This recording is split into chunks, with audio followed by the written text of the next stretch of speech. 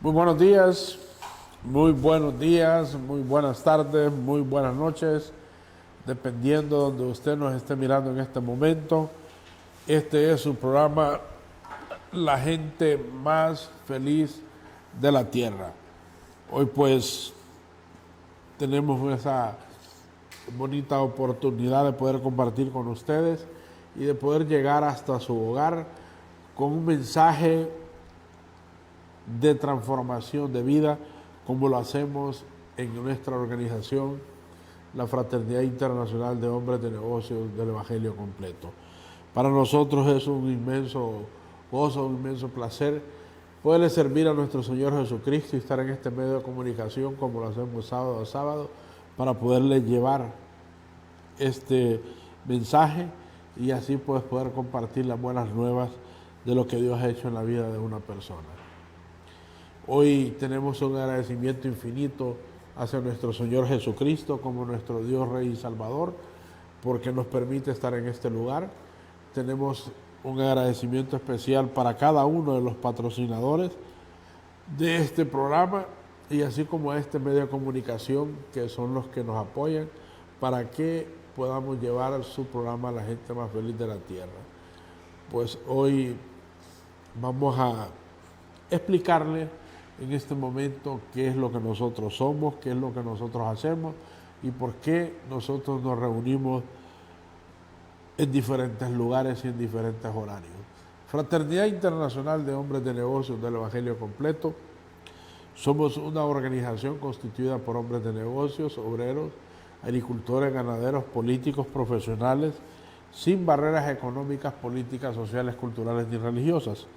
Nos reunimos en lugares públicos como ser hoteles, restaurantes y cafeterías a compartir nuestras experiencias con Dios a través de un relato irrefutable, como lo es el testimonio personal. La fraternidad no depende de ninguna iglesia local, nacional ni internacional, ni tampoco pretende ser una de ellas. No es una nueva secta, no es un club social, no es un centro de servicio, no es un reformatorio. A esta organización asisten católicos, evangélicos y de las diferentes denominaciones. Estamos en los 5 continentes de este mundo en capítulos como este.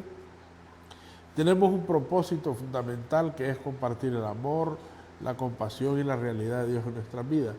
Y un objetivo principal que es establecer una relación personal con nuestro Señor Jesucristo para que con su ayuda podamos ser mejores padres, mejores esposos, mejores hijos, mejores jefes, mejores ciudadanos, pero que seamos mejores hombres de negocios. Hoy queremos invitarle a cada uno de los eventos de capítulo que nosotros tenemos para que usted pues tenga esa oportunidad de poder compartir con la gente más feliz de la tierra. Hay capítulos en el municipio de Olanchito, capítulos en el municipio de Arenal, en el municipio de Jocón. Aquí en Olanchito pues recientemente se acaba de aperturar lo que es un capítulo en el Expreso Americano que está cerca de Llanteras Milton, y si usted quiere hacerse parte o formar parte de este grupo de hombres, pues lo invitamos a que participe en nuestras reuniones y pueda compartir con la gente más feliz de la tierra. También le motivamos a las damas que hoy nos están mirando, pues ese grupo de damas que trabajan incansablemente en el servicio a nuestro Señor Jesucristo, pues les invita para que puedan participar en los capítulos de damas que hay en este municipio, que hay en Arenal, en Jocón, en Esquipulas del Norte, para que usted pueda formar parte también de este grupo de damas que le sirven a nuestro Señor Jesucristo. Hay diferentes horarios, diferentes capítulos, ahí solo es la disposición personal suya para que pueda participar en estas reuniones. Hoy pues vamos a tener la oportunidad de escuchar un testimonio de cambio de vida, un testimonio en el cual pues se va a ver reflejado lo que ha hecho nuestro Señor Jesucristo en la vida de este joven. Así que a partir de este momento pues nos ponemos en sintonía para poder escuchar, para poder ver qué es lo que Dios ha hecho en la vida de este joven y cómo Dios ha transformado su vida.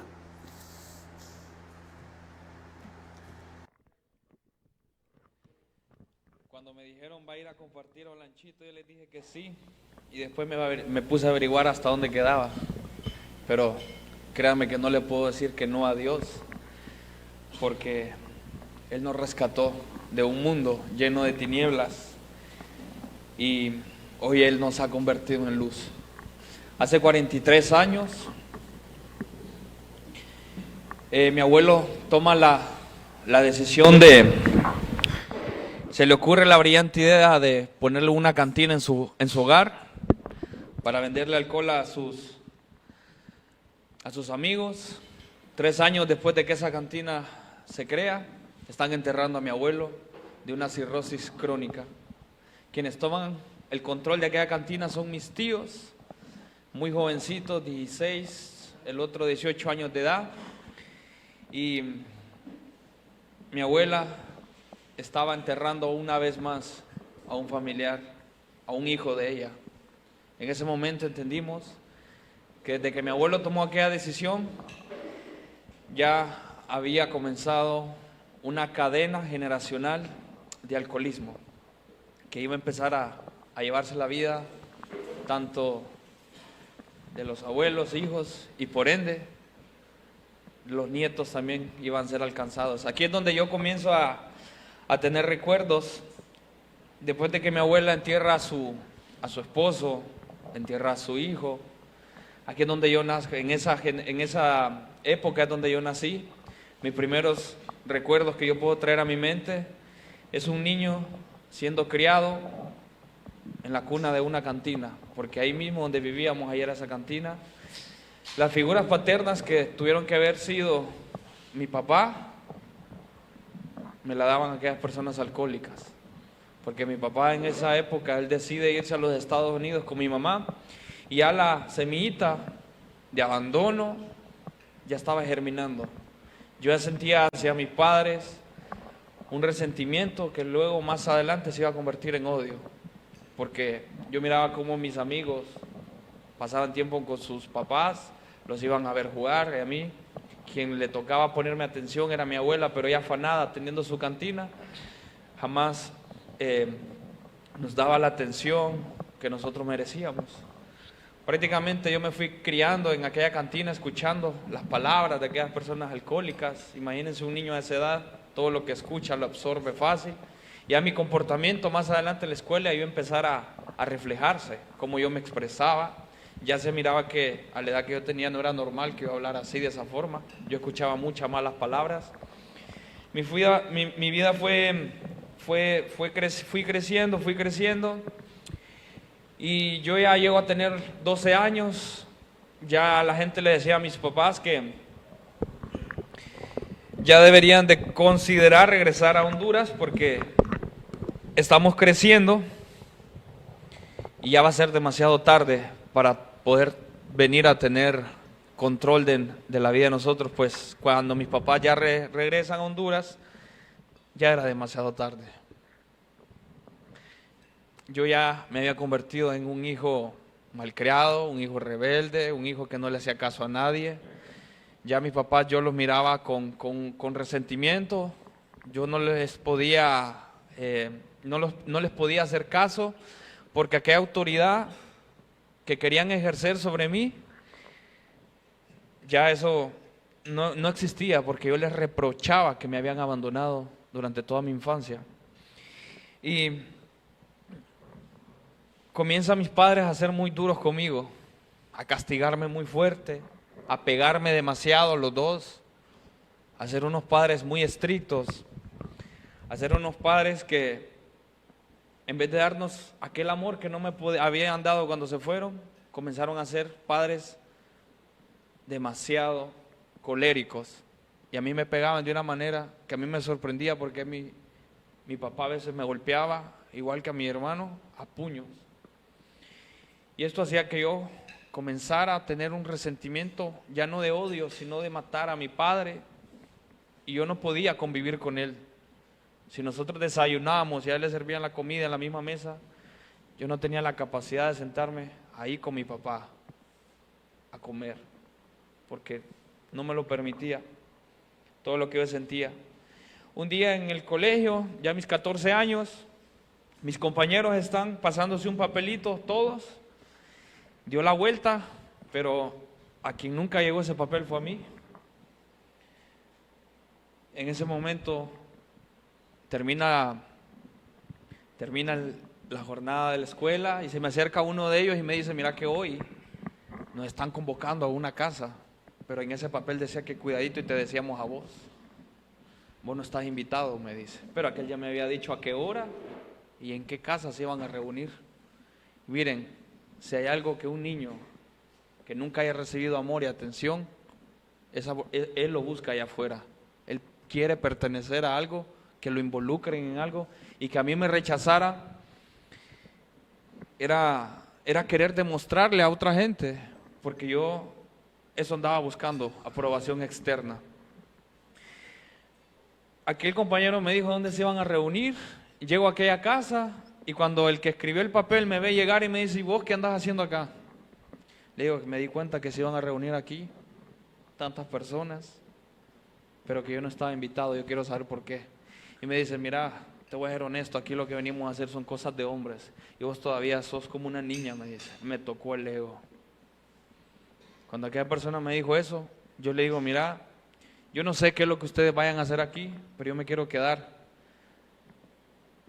Y algo que les puedo decir es que cuando a ustedes no los inviten, cuando ustedes no los involucren a algo malo, de verdad siéntanse orgullosos, que no los tomen en cuenta para algo malo. Porque yo esa vez me autoinvité, a mí nadie me estaba invitando a aquella casa. Yo fui solito. Y fue la peor decisión que tomé en mi vida, porque ese día fue la primera vez que yo miraba y probaba lo que era el alcohol, la cocaína y la marihuana.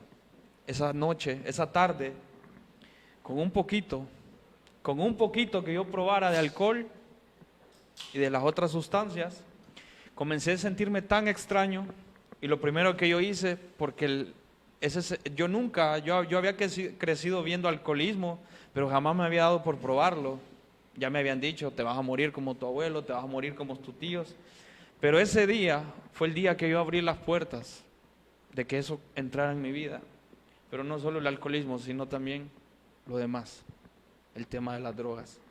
Cuando mis compañeros me ven a mí, que me ando cayendo y que me ando tropezando y que comienzo a hablar cosas que no tienen sentido, aquellas personas se empiezan a burlar de mí y comienzan a sacar sus teléfonos y a grabarme. Y yo me pongo a llorar. Y aquella gente, lo que hicieron esa tarde fue correrme de aquella casa. Y cuando iba para mi casa llorando, porque me sentía muy extraño y malavergonzado que me sentía, dentro de mí una voz que me decía, nunca nadie más en la vida te va a volver a avergonzar porque vos no sepas de drogas o porque no sepas de alcohol. Me estaba haciendo a mí mismo una promesa de hacerme un experto en lo malo y que nunca nadie me iba a volver a avergonzar por eso. 6 meses después yo estaba cumpliendo esa promesa. A los 14 años de edad yo me había convertido en un alcohólico y en un drogadicto de primera. Pesaba 90 libras, quemadito por andar caminando en las calles. Y no solo era eso, sino que uno de los gustos míos también era hacer que otras personas cayeran en este vicio. Y que no solo me destruía yo ahora, sino que ahora destruía a otros. Pero a las personas que más daño le hacía eran mis padres. Me había convertido en un hijo que los insultaba, era un hijo malcriado, les robaba, era un hijo que mi madre me decía algo y yo me devolvía, yo le insultaba queriéndole hacer llorar, y yo me perdía y me iba de la casa, y así pasó toda la juventud que se suponía que yo debería haber estado estudiando. Y por ende, por ese estilo de vida que yo llevaba, jamás me iba a ir bien en la vida. Todo lo que yo quería comenzar a hacer se me caía, todos mis planes se deshacían, nunca se me abrían las oportunidades, nunca iban a llegar las bendiciones porque estaba deshonrando uno de los principios más grandes en la vida, que es a los padres. Y por ende a mí no me iba a ir bien. Era tanto aquel espíritu que gobernaba en mí, que mi rostro reflejaba muerte, Cada vez que yo salía de mi casa y yo llegaba de nuevo a mi casa vivo, yo en mi cama yo me ponía a llorar porque yo sentía que esa noche era la noche que yo no iba a pasar. A mí me perseguía un espíritu de muerte. Si no me accidentaba en un vehículo, yo provocaba accidentes o me moría de alguna sobredosis. Pero hoy entiendo que Dios me tiene vivo porque había un llamado, había un propósito para mi vida, porque me tocó ver muchos amigos morir cerca de mí de sobredosis, a la par mía, consumiendo. Llegué, de los 14 me pasé toda la vida, toda la juventud mía la desperdicié en este mundo, y a mí me habían dicho de que yo iba a ser un fracasado porque yo no quería ni estudiar, me salí a estudiar. ¿Y saben qué es lo más triste? De que usted le digan que va a ser un fracasado. No es que se lo digan, sino que usted se lo crea. Yo ya me lo había creído, yo ya había dicho que yo me quería morir como mis tíos, joven, que yo por eso no tenía anhelos, ni metas, ni propósitos en mi vida, porque yo solo estaba esperando el día que me tocara morir. Un día, en este estilo de vida que yo llevaba, se me acerca un señor de 60 años en un bar, y ese señor me llama y me dice: yo veo algo en usted que usted todavía no se ha dado cuenta. Yo creo que hay algo que usted todavía necesita enterarse de su vida. Yo no lo conocía, él no me conocía, era una persona de 60 años en un bar tomando. Yo hasta ese momento yo no sabía por qué él estaba tomando. Mire qué es lo curioso, al día siguiente que yo regreso a ese lugar que andamos tomando, él me dice: ¿cuántas amigas de 25, 20 años usted tiene? Me dice. Un montón, le digo yo. Hagamos algo, me dice. Le voy a dar mi número, anótelo, y necesito mañana verlo a tipo 3 de la tarde, me dice. Ok, le digo yo, está bien. Yo no sabía qué quería conmigo él. Me había puesto la mirada. Me dice el Señor: ¿sabe qué? Yo hace poco acabo de quedar viudo. Yo ando en busca de una muchacha, pero que no tenga hijos y que no pase de los 25 años, me decía. Imagine el pedido que me estaba haciendo, ahí él de 60 años. Él quería casarse con una jovencita. ¿Y qué ganaba yo? El alcohol que quisiera, me prestaba el carro de él, era un hombre próspero. Pero ¿sabe qué era lo más curioso de esto? Que cada vez que sacábamos a andar a aquellas muchachas, íbamos a tomar, me llevaba a todos lados de aquí de la costa, viajábamos mucho. Este hombre, cada vez que regresábamos a la casa de él, de dejarle a las muchachas y todo, este hombre se ponía a contarme su testimonio de vida. Y cuando él me contaba lo que había pasado en su vida, él me tocaba tanto que me hacía llorar. Y terminamos hablando de Dios bien bolos los dos. Cuando usted cree que Dios no puede usar un alcohólico o un drogadicto, déjeme decirle que sí. Dios puede usar cualquier persona para hablarle de Dios. Y este hombre me comienza a hablar de que él había pertenecido a Fraternidad hace muchos años, que había sido presidente de capítulo, y comenzó a contarme su testimonio. Y cada vez que él que me contaba eso, yo tenía la confianza de contarle en ese momento cómo estaba mi vida y cómo estaba yo totalmente fracasado, cómo en mi casa mi mamá y mi papá peleaban demasiado por el tema económico, que cada vez eran notas del banco, que hoy sí necesitamos que desalojen esa casa, cómo mis hermanas estudiando en Tegucigalpa necesitaban que le mandaras dinero para pagar donde ellas vivían, y ese era el pleito. Y yo jamás me enteraba de cómo estaba ese tema porque a mí no me importaba ni tenía el deseo de ayudarles. Pero yo le contaba todo eso a esta persona porque una semana antes de yo llegar por primera vez a Fraternidad,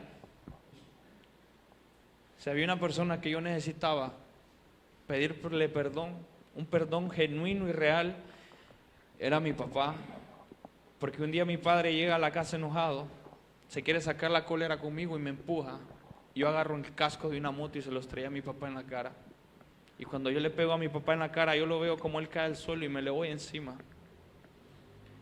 Ahí entendí que yo necesitaba ayuda, que yo no estaba bien en la vida y que no estaba enojado ni con él ni con mi madre, sino que yo estaba enojado conmigo porque yo era un fracasado total. No había avanzado en nada, no tenía absolutamente motivos para seguir más adelante. Entonces cuando este hombre me dice un día, mañana a las 6:30 paso por usted, me dice, yo me pongo, me alisto, me echo perfumito, digo yo, y comienzo a tomar agua, porque yo pensé que esa noche ese señor a beber me llevaba. Y comencé a tomar agua y le digo yo, me acabo de hidratar porque ayer no le aguanté, le digo yo. Y me dice, y él se empieza a reír, no me estaba explicando todavía, él tenía otros planes.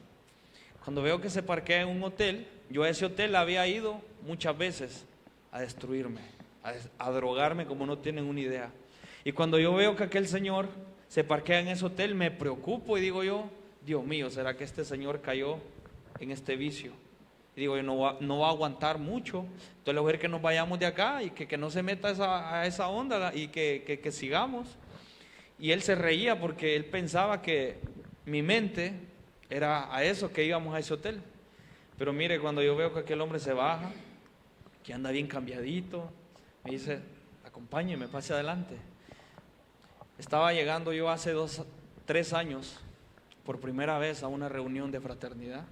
Cuando un hombre me ve que voy llegando, sale corriendo a abrazarme. Él me conocía, yo lo conocía, y me dijo, Eduardito, es usted la persona más especial esta noche.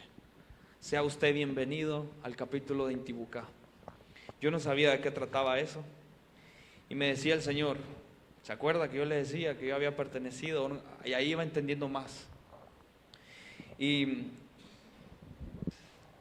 también me acuerdo que esa noche yo fui la única persona que estaba por primera vez en ese capítulo. Me dieron tanta atención que me sentí tan incómodo porque yo carecía de afecto. Que alguien me diera demasiada atención para mí era incómodo porque nunca la había recibido. Un miércoles llego a fraternidad, me hablan, el testimonio se para y habla de un Sahel. Yo el viernes estoy yendo a mi primer Sahel.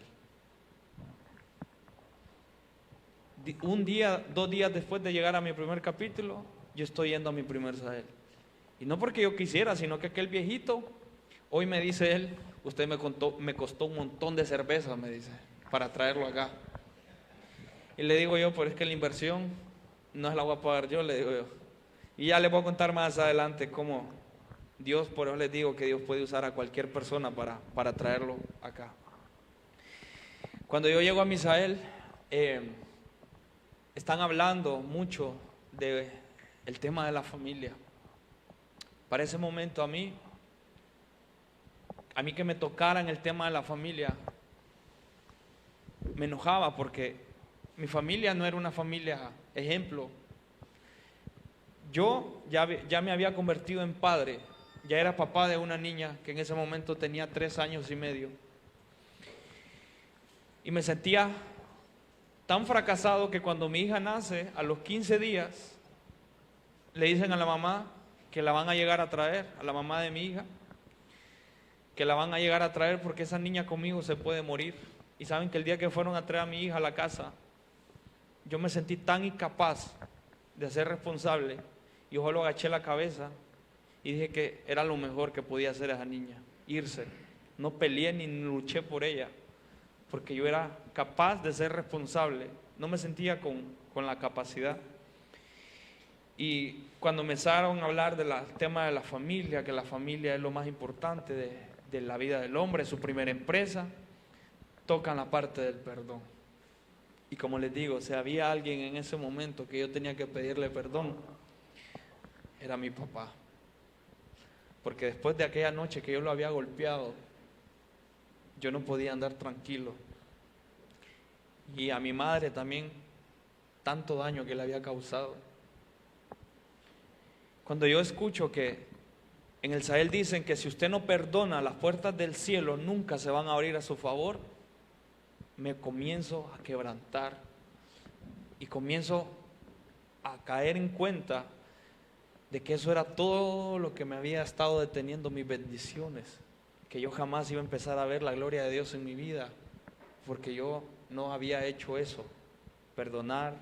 Y a veces perdonar no solo es ir a pedir perdón, sino también recibirlo. Hay gente que le quiere pedir perdón a usted, pero usted le dice, no, yo no te voy a perdonar. O le dice, sí te perdono, pero ahí sigue todavía algo.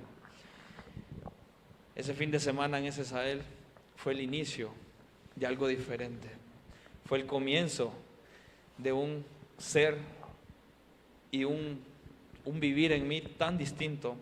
Porque cuando yo llego a mi casa, aquel fin de semana, un domingo, me costó demasiado ir donde mi padre a platicar con él, porque yo no podía establecer una plática con él que durara más de 5 o 10 segundos. Y eran respuestas muy cortantes. Cuando yo llego a mi casa, comienzan a preguntarme que cómo me había ido, que qué tal el Sahel, qué tal el fin de semana. Como pude, les expliqué qué es lo que había pasado, pero ya en mí algo ya había pasado ahí. Aquella mirada mía ya no era una mirada de muerte, de que en mí ya algo nuevo había nacido, ya mi mirada era de que había pasado de muerte a vida. Y mire, lo primero que yo comencé a sentir era aquel deseo de beber y alcoholizarme y drogarme, como poco a poco iba desapareciendo. Para dejar las drogas solo se necesita ayuda psicológica y tratamientos, pero también está el otro que es el más poderoso, que es el poder del Espíritu de Dios en su vida obrando. Mis padres, cuando vieron que esa primera semana que yo llegué del Sahel, comenzaron a ver que yo ya no salía los fines de semana, que yo ya me involucraba más en las actividades del hogar, de participar con ellos en reuniones familiares. Yo ya salía con ellos. Mis papás comenzaron a ver en mí algo diferente, y ya mi cuerpo iba siendo diferente, ya iba agarrando más peso, ya mi mirada era muy distinta, mi manera de hablar y expresarme hacia mis papás, ya había empezado en ese momento a honrarlos con mi comportamiento nada más. Y como les digo, si hay algo que sea triste, es que usted le digan por ser drogadicto o alcohólico, es que usted vaya a ser un fracasado y que usted de verdad lo crea. Como les digo, yo en ese momento, mi familia iba creciendo, ya mis hermanos ya se habían dedicado a estudiar, el único que no quiso estudiar fui yo. Entonces yo decía, ok, ¿qué hago ahora, Señor? Y empezó Dios a darme la sabiduría celestial, que es la que le da y le piden a aquellas personas que quieren algo como una empresa. Es la misma sabiduría que le piden las personas dedicadas a crear lo suyo. Un día me llama un amigo de Tegucigalpa y me dice, Eduardo, vos que sos de La Esperanza, haceme un favor. Necesito que me consigas unas fresas, que ahí yo sé que se produce fresas, me dice. Y yo le digo que sí, que yo le puedo averiguar quién vende, y que si sé de algo yo le informo. Mire que hice una llamada, conocí a un productor, y aquel productor me dice que sí, que me puede conseguir las cantidades y que me las va a dar al día siguiente. Eso hice, fui, hice el conecte, las envié a Tegucigalpa, la fresa que me estaban pidiendo, vi que me quedó una ganancia y dije yo, esto está bueno. Más adelante me vuelven a llamar, ya me duplican el pedido y me dice, Eduardo, mira que hoy sí necesitamos ciertas cantidades, ¿vos crees que vos podás conseguirnos esto? Déjame llamar, le digo yo, déjame ver qué puedo hacer. Y pudimos conseguir aquel pedido, y ya vi que la ganancia que me quedaba ahí era buena. Para ese momento en mi vida, yo solo pasaba en mi casa encerrado, pero ya más conectado con Dios. Padre, te pido sabiduría, ayúdame a que se vaya, a que algo en mí empiece a crecer, dame un propósito, dame algo.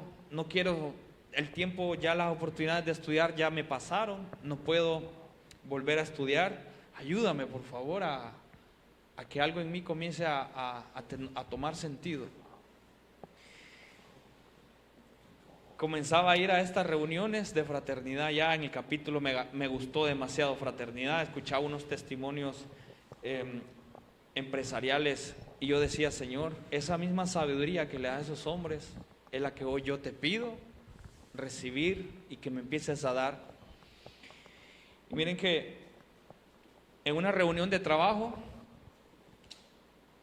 que convocan e invitan a una reunión de trabajo del capítulo, voy yo por primera vez a esa reunión. Y cuando estamos en aquella reunión, dice al final la persona, ¿quién de los que están aquí quieren dejar la reunión de oración para su casa? Yo levanté mi mano y me dijeron que no, porque yo todavía era nuevo y que esperara. Mire, esa reunión de trabajo, con eso que me dijeron, yo me pude resentir y me pude haber ido de fraternidad, poniendo mi mirada en el hombre.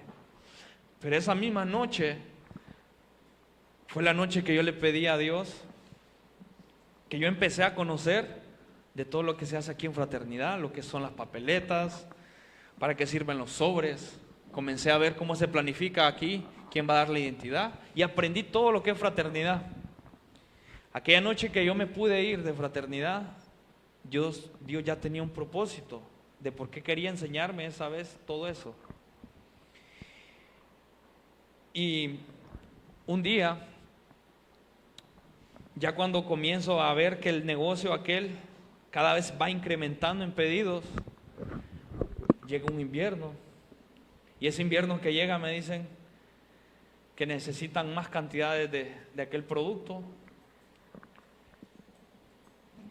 Y cuando voy a donde el productor me dice, Eduardo, ahorita no hay fresa porque el invierno se lleva toda la producción. Ahorita nosotros los freseros nos vamos a descansar todo el invierno. Y le empiezo a preguntar yo que por qué. Y me dice, es que aquí nadie tapa la fresa, los invernaderos son muy caros, así que aquí solo dependemos de la fresa que mandan de Guatemala, me dice. Yo ahí vi un problema que resolver. Dije, ¿cómo es posible que ahorita en invierno el precio de la fresa es más caro y aquí nadie lo está aprovechando porque no está tapando? La sabiduría que le había pedido a Dios ya estaba llegando a mi mente, ya estaba llegando a mi vida. Dije yo, para el otro año voy a ser de los primeros que inviertan en estructuras protegidas y vamos a tapar, y ya no vamos a comprar, sino que hoy vamos a producir los pedidos que nos están haciendo. Y eso hicimos. Esa promesa al siguiente año de enero la estamos haciendo. Comenzó el verano bonito, tiramos aquellas plantaciones de fresa, comenzamos a aprender. ¿Y saben qué es lo más curioso? Que yo vengo de una familia, un abuelo, mi padre, mi hermano, primos, tíos. Ellos son personas ingenieros agrónomos, estudiados. Ellos son personas dedicadas de estudiar de verdad, que se vinieron a estudiar aquí a Olancho, otros a Santa Bárbara. Lo más curioso es que de todos ellos hoy el único que se dedica a la producción soy yo. Ellos no se dedican a producir nada. Sí están en el mundo de la agricultura, pero más en el tema de enmiendas, desarrollar productos orgánicos, pero de ellos ninguno produce. Y el que no estudió, el que no se dedica a eso, es el que hoy lo hace. Y miren, 2024 fue el año que yo jamás me imaginé que Dios me iba a convertir en empresario. El deber mío no era estar ahí en el campo trabajando con los trabajadores a la par con el asadón, sino comenzar a actuar y pensar como un hombre de negocios de verdad. Me fui a Tegucigalpa, comenzamos a hacer alianzas. Solo me decían, Eduardo, nosotros necesitamos que usted tenga legalizada su empresa porque nosotros ocupamos trabajar con facturación CAI. Ese pasito tan sencillo que a veces uno no quiere hacer, lo hace llegar a mercados mejores, a donde están los clientes que todo el mundo apunta. Y eso hicimos, legalizamos la empresa. Llegó el invierno y dicho y hecho como habíamos pronosticado, no había ningún fresero produciendo fresa en Intibucá y éramos los únicos vendiendo al mejor precio. Y aquella empresa ese año generó más de 25 empleos para personas campesinas y más de 2 empleos para mujeres. Y ese año fue tan maravilloso ver también cómo mi padre, mi hermano, mi mamá, mis hermanas estaban trabajando para mí. Aquel drogadicto, aquel alcohólico que decían que no iba a tener éxito, ya Dios le estaba dando. ¿Y saben dónde comenzó todo? Aquel día que el perdón hacia mis padres de verdad fuera real, y las bendiciones empezaron a venir como una lluvia. Esa vez cerramos ese año con unas ventas increíbles y comienzo a solicitar la visa. Déjenme decirles que si yo hubiera conocido Estados Unidos hace muchos años, a lo mejor a mí me hubieran mandado de allá en una caja. Por cualquier motivo, me hubieran regresado a Honduras muerto. Yo le escribí aquí a Dios, yo le decía, Padre, por favor, yo quiero conocer las naciones, pero yo quiero que tú me lleves a algo que tenga que ver contigo, eventos tuyos. No permitas que yo conozca a otros lados, que yo vaya a algo que no sea un evento de usted. Y mire que me voy para la embajada un día, me decían, a vos no te van a dar la visa, vos lo tenés 24 años, a los jóvenes se la niegan, vos no tenés ningún título, vos no tenés casa, vos no tenés carro, vos no tenés nada. Entonces, Eduardo, mejor ahorrate de dinero. Yo no escuchaba a las personas porque yo estaba ahí escuchando y siendo dirigido por Dios. Cuando yo llego a aquella embajada americana, me dice el cónsul, ¿usted a qué se dedica? Yo me dedico a la producción y distribución de fresas, tenemos una empresa dedicada a este mundo, le digo, a este rubro. Perfecto, me dice, ¿usted genera empleo? Así es. ¿Cuántas personas trabajan con usted? Somos como 32 personas de diferentes géneros, de todos, hombres y mujeres, le digo yo. Y en épocas de cosecha llegamos a generar más de 50 empleos indirectos. Muchas gracias, señor Eduardo Castellanos, su visa ha sido aprobada por 10 años.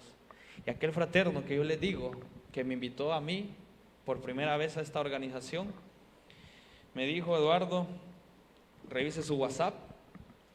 Y cuando yo abro el WhatsApp, él me estaba invitando a la Convención Mundial, con todo pagado. Y ya el próximo martes vamos a estar en Miami, en la Convención Mundial de Fraternidad. Y ¿saben qué es lo más bello que hoy les puedo compartir? Es que Dios solo me había permitido al inicio a empezar a honrar a mis padres con el comportamiento, pero hoy ya podía honrarlos financieramente. Un día yo miraba a mi madre ahogada con un cuaderno y un lápiz y agarrándose la cabeza, y por eso ese estrés es que ella peleaba mucho con mi papá, diciéndole que vos nunca te esforzás más. Y mi padre y mi madre tenían muchos problemas económicos, pero todo era por pagar aquella casa. Nunca les ajustaba su sueldo, ni juntos podían pagar aquella casa. Y mire, yo un día le digo, Señor, provee para que todo cambie en este hogar. Me voy al banco y le digo al encargado de créditos de ese banco, le digo, don Marvin, ¿usted podría regalarme el dato de cuánto es la deuda que mis padres hoy por hoy tienen de esta casa? Ya me lo pone en un papelito, me lo da, me voy a mi casa, no le digo nada a mis papás, comienzo a orar y le digo, Señor, tú sabes que lo que voy a hacer no solo es para honrar a mis padres, sino también para ti. Yo sé que aquí en mi casa lo que va a gobernar de hoy en adelante es una paz, y que usted tenga en orden sus finanzas, eso trae tranquilidad a su hogar. Usted no tiene problemas. Y esa vez, al día siguiente me voy al banco y le digo yo, pase esa deuda por favor a mi nombre, deme los papeles de esa casa, que mis papás de hoy en adelante jamás van a volver a andar pensando en cómo van a pagar esa casa. Hasta el día de hoy Dios ha proveído para que esa cuota mes a mes ahí esté. Y no solo eso, sino que aquí en estas hojas, esta herramienta que usamos en fraternidad, que es una hoja de oración, dice ahí, pero eso es verídico y es real. A mí me decían que le escribiera aquí a Dios lo que para mí era imposible, porque hay algo que usted puede lograr por sus propias fuerzas. Hay muchas cosas que usted le ha pedido aquí a Dios y se lo ha dado, se lo contesta rápido, pero hay cosas imposibles que solo con el poder de Él se pueden ver. Para mí lo más difícil y lo más imposible en ese momento para mí era poder compartir con mi hija. Yo sufría y luchaba por no recaer a veces o andar triste, porque yo no podía estar cerca de mi hija. Yo anhelaba poder compartir con ella. Y un día le digo: Señor, por favor, ayúdame a poder volver a estar cerca de mi hija. Y yo lo escribía, y esa misma noche que yo le estoy pidiendo a Dios eso, un fraterno llega y me cuenta una situación que está pasando. Y me dice: Viera, me dice, he estado tomando, he estado bebiendo, porque he estado queriendo apagar un dolor, me dice. Y le pregunto yo que qué pasa, que qué sucede. Y me dice él que hace poco el abuelo de su niña le había pegado a la niña. Él se enojó y fue a empujar al señor. Y aquel señor se enojó tanto que le prohibió que él volviera a aquella casa y que no iba a volver a ver a su niña. Y si había alguien que lo entendía en ese momento de no ver a su hija, era yo. Si alguien comprendía el dolor de ese hombre, era yo. ¿Y sabe qué hicimos cuando salimos del capítulo? Le digo yo: usted y yo vamos a ir a buscar al abuelo de su hija y vamos a hablar con él. No vamos a ir a buscar problemas, solo queremos solucionarlos. Y le vamos a pedir perdón. Lo que le voy a decir, si puede hacerlo, hágalo. Cuando usted ande buscando un milagro para su vida, mientras su milagro llega, ayúdele a otro a conseguirlo. Eso fue lo que hicimos esa noche. Después del capítulo, nos fuimos a buscar a aquel señor, aquel hombre, aquel señor. Yo me bajo y le digo lo que había sucedido y le digo: mira, hay alguien que hoy esta noche le quiere pedir perdón. ¿Usted estaría dispuesto a aceptarlo? Él me dijo: sí, me dice. Ya le hago las señas a aquel fraterno: bájese del carro.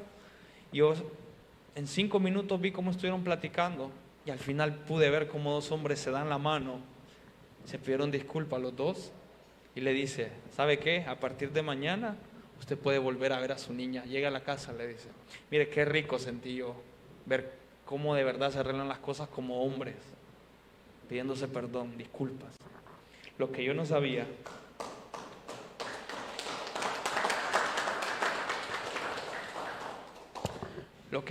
es lo que Dios tenía preparado para mí al día siguiente. Esa misma reunión yo le había dicho: Señor, te pido por favor que me permitas compartir con mi hija, porque yo hacía todo lo posible, yo rogaba de que me dejaran verla y me decían que no y que no, porque los abuelos y la madre de mi hija creían que yo seguía en aquel estilo de vida. Ellos no estaban viendo mi cambio, pero Dios sí sabía en quién ya me había convertido yo.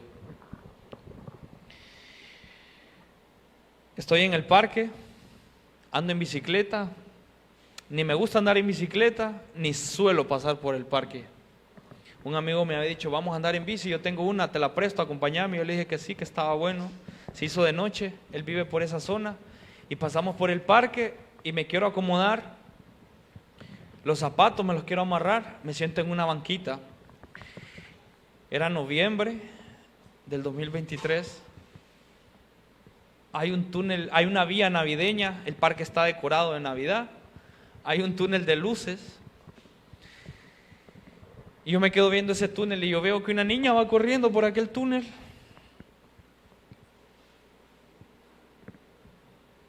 Me acuerdo que mis papás, mis hermanos siempre me decían: allá vimos a la niña. Pero yo nunca tenía la coincidencia de ver a mi hija, jamás. Yo anhelaba verla, yo no sabía qué tan grande o qué tan chiquita era. Solo me decían: allá la vimos de largo, allá la vimos de lejos. Todo el mundo se la encontraba menos yo.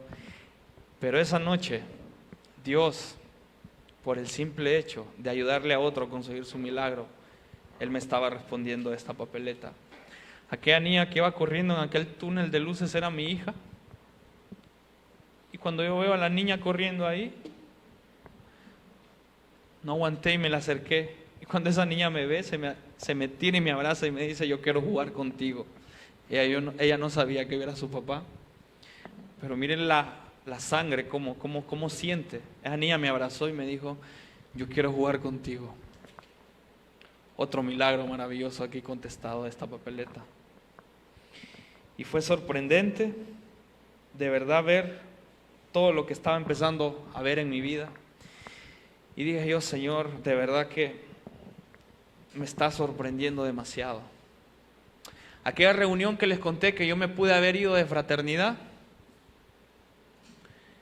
fue la que me enseñó a mí a saber todo lo que se hace aquí.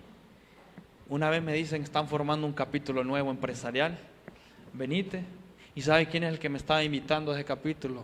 Mi papá, mi padre, aquel hombre que un día le había pegado y que yo anhelaba estar con él, porque yo ya estaba viendo los milagros en mi vida, ya había dejado lo malo, ya Dios me estaba comenzando a bendecir, pero yo también quería que mi familia tuviera de lo que Él me estaba dando. Mi papá me invita porque el jefe de él los está invitando a una cena de empresarios, le dijo así. Mi papá no sabía que iba, pero mi papá esa noche se fue a dar cuenta que era un capítulo de fraternidad y me dice, mira que están haciendo un capítulo nuevo a los que mismos que vos vas, me dice. Y él me invitó a un capítulo empresarial. Cuando yo llego a aquel capítulo veo que la mayoría de aquellos hombres son nuevos, hombres que desconocen de fraternidad, y el único que le entendía el trámite era yo y el que lo estaba fundando. Y me comienza a decir, ayúdeme, dé la identidad a usted hoy, ayúdeme a servir, ayúdeme a recoger las papeletas. 2 meses después, cuando están eligiendo directiva, uno viene y levanta la mano y dice, nosotros queremos proponer a Ramón Eduardo como presidente de este capítulo por unánime, y todos levantaron la mano. Y ahí me tiene Dios siendo presidente de un capítulo donde reúnen más de 60 hombres, 50, 60 hombres todos los martes. Ahí me tiene dirigiendo a aquel montón de viejitos. Y ¿saben qué es lo más maravilloso? Que yo también quería que mi familia comenzara a pertenecer a fraternidad.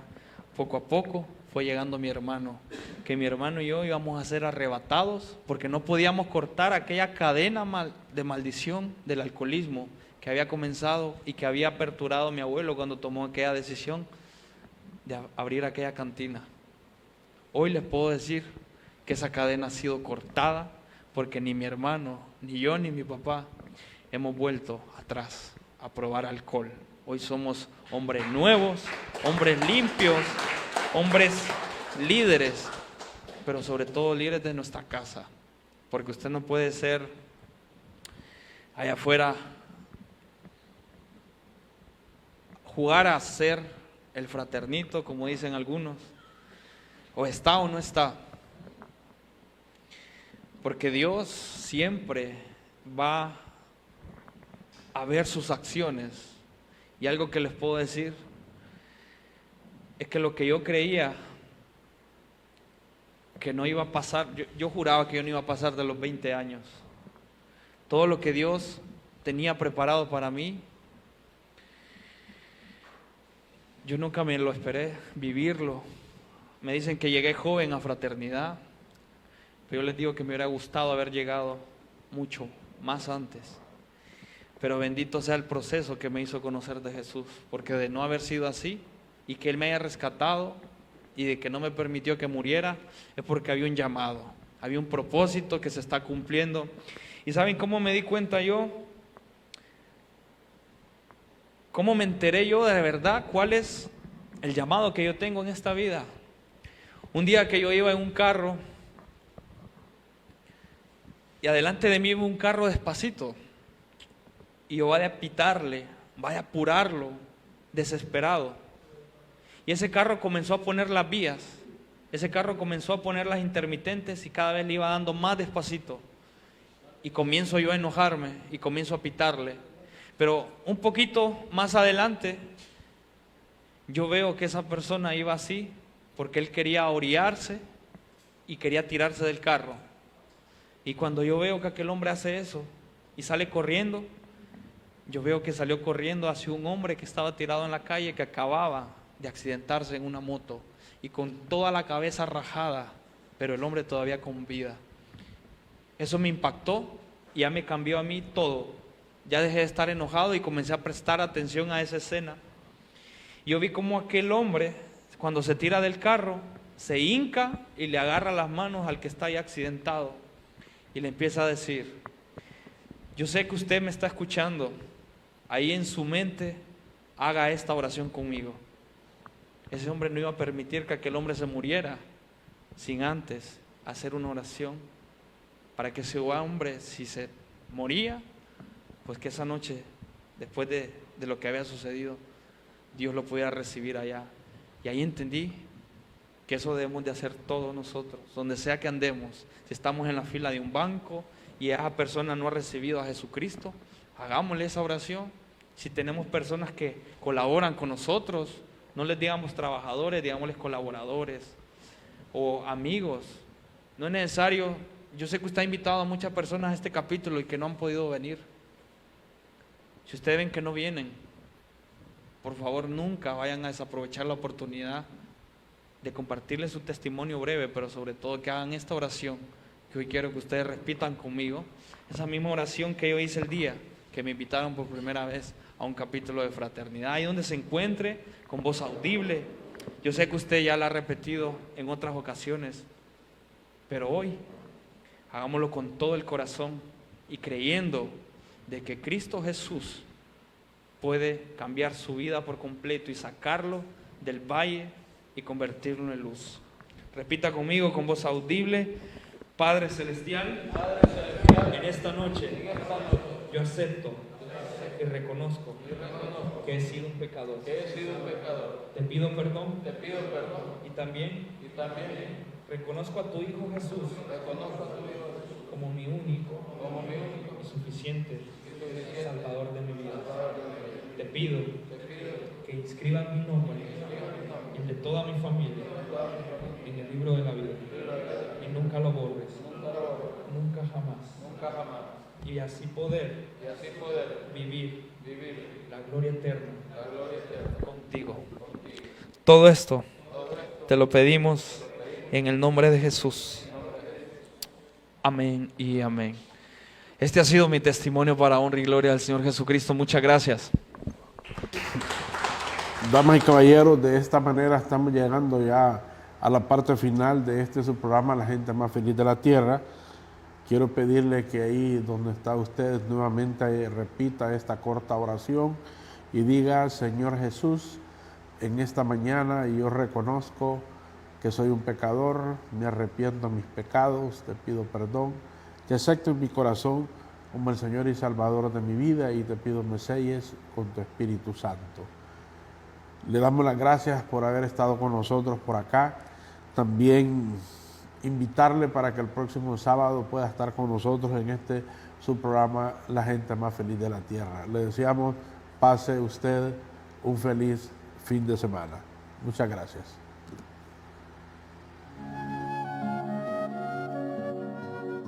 La Fraternidad Internacional de Hombres de Negocios del Evangelio Completo, capítulo de Olanchito, presentó La Gente Más Feliz de la Tierra.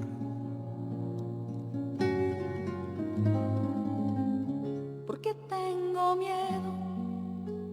Si nada es imposible para ti, ¿por qué tengo miedo? Si nada es imposible para ti, ¿por qué tengo miedo?